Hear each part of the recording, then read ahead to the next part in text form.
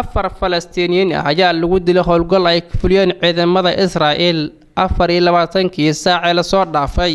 Howlgalkani ayaa ka dhacay Western Bank, sidoo kale waxaa lagu xiray 40 qof oo 37 ka mid ah ay yihiin ama lagu eedeeyay inay xiriir la leeyihiin ururka Hamas.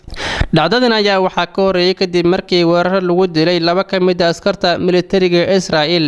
dhacdadaasi ayaa ka dhacday magaalada Ramallah. hadal qoraal ay soo saareen ciidamada Israa'iil ayaa lagu sheegay in howlgallo ay ka wadaan wadooyinka soo galay kuwa ka baxa magaalada Ramallah. Tan ayaa imanaysa kadib markii daanta galbeed u qafwaysan oo Falastiiniyiin ah uu rasaas ku furay Israa'iiliyiinta, waxaana halkaasi ku dhintay dad u dhashay wadanka Israa'iil. saraakiisha ururka Hamas ayaa sheegay inaysan joojin doonin wax iska caabinta ilaa inta Israa'iiliyiinta ka saarayaan dhulkooda. dhanka kale, ra'iisul wasaaraha dalka Israa'iil Benjamin Netanyahu ayaa wuxuu Khamiistii ballan qaaday inuu dhisi doono kumanaan guryaha oo la dejin doona dadka Yuhuudi ah, waxaana laga dhisay daanta galbeed ee Gaza. Khamiistii shalay ahayd ayaa ciidamada Israa'iil howlgal ay ka fuliyeen daanta galbeed waxay ku soo xireen ku dhawaad 56 qof.